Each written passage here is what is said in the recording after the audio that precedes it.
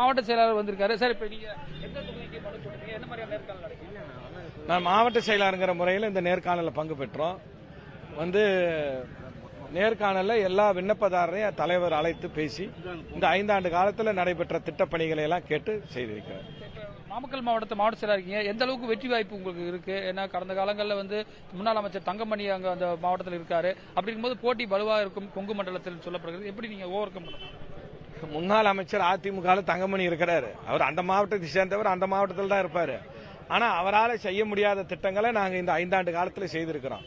அதுக்கு முன்னாடி அதிமுக தொடர்ந்து 10 ஆண்டு காலம் ஆட்சியில் இருந்தது. அந்த மாவட்ட மக்களுக்குன்னு ஒரு துரும்ப கூட எடுத்து போடல. இன்னைக்கு ராசிபுரத்துக்கு தனி குடிநீர் திட்டத்தின் மூலமாக குக்கிராம வாரியா குடிநீரை கொண்டு போய் சேர்த்திருக்கிறோம். நாமக்கலுக்கு தீர்க்கப்படாத பிரச்சனையாக இருந்த புறவழிச்சாலையை அமைத்திருக்கிறோம்.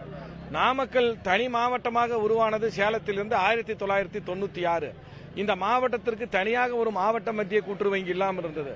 நாமக்கல் மாவட்டத்திற்கான தனியாக ஒரு மாவட்ட மத்திய கூட்டுறவு வங்கி உருவாக்கி இருக்கிறோம்.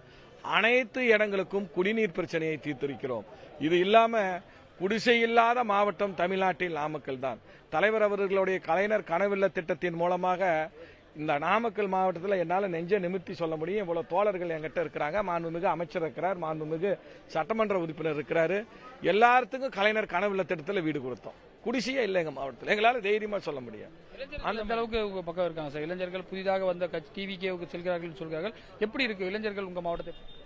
இளைஞர்கள் எங்க நாமக்கல் மாவட்டத்தை பொறுத்த வரைக்கும் நம்ம மாநில இளைஞரணி செயலாளர் அடிக்கடி சுற்றுப்பயணம் செய்யக்கூடிய மாவட்டத்தில் ஒன்று நாமக்கல் மாவட்டமும். அவர் இளைஞரணி செயலாளராக பொறுப்பேற்ற பிறகு இன்னைக்கு எவ்வளவு உத்வேகத்தோடு திமுக இளைஞரணி உயர்ந்திருக்கிறது உங்களுக்கு தெரியும். இதுக்கு நான் எதுவுமே சொல்ல வேண்டியதில்லை. இந்த மாநாடுகளே சாட்சி. திருவண்ணாமலையில் நடந்த மாநாடு சாட்சி, விருதுநகர்ல நடந்த மாநாடு சாட்சி, கோயம்புத்தூர்ல நடந்த மாநாடு சாட்சி. மாநாடே சாட்சி. இளைஞர்கள் இன்றைக்கு திராவிட முன்னேற்ற கழக பக்கத்தில், குறிப்பாக துணை முதலமைச்சர் இளைஞரணியினுடைய செயலாளர் அவருடைய தலைமையை ஏற்று எதிர்காலத்தில் அவர்தான் இந்த இயக்கத்தை வழிநடத்தக்கூடியவர்கள் என்பது இளைய சமுதாயமும் ஏடிஎம்கேவும் கொங்கு மண்டலத்தில் ஸ்ட்ராங்கா இருக்காங்கன்னு சொல்லப்படுகிறது. எப்படி வீழ்த்த போறீங்க? சொல்லப்படுகிறது, கேட்கப்படுகிறது, கூறப்படுகிறது. இதெல்லாம் நீங்க சொல்றது. இவங்க 2 பேருடைய வாக்குகளை பெற்றாலும் கூட்டி பார்த்தாலும் திராவிட முன்னேற்ற கழகத்தை அங்கு வெல்ல முடியாது. அதனால அவர்கள் மக்கள் ஏத்துக்கல. நாங்க கூட கிராமத்தில் போய் இந்த மகளிர் சுய உதவி குழுவுக்குலாம் நாங்க இந்த அடையாள அட்டை கொடுத்தோம். அப்ப நாங்க கேட்டோம், சட்டமன்ற உறுப்பினர் அமைச்சர்லாம் கேட்டோம். யாருமே கிராமத்தில் இருக்கக்கூடியவர்கள் அதிமுக பிஜேபியோடைய கூட்டணியை வச்சதை ரசிக்கல. அதுக்கு அவங்க சொன்னது என்ன தெரியுமா?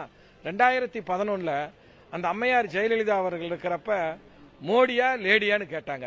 அது எங்க நாமக்கல் மாவட்டத்தில் எதிரொலிக்குது. நீங்க விசாரிச்சு பாருங்க. நாங்க போய் கேட்டா போதும். ஜெயலலிதா அம்மையார் இருந்தா கூட பிஜேபியோடு அவர்கள் கூட்டணி சேர மாட்டார்கள். அவர்கள் மோடியா லேடியா என்ற அரைகோவல் விடுத்தார்கள் என்பதை கிராம மக்கள் வரைக்கும் போய் ரீச் ஆயிருக்கு.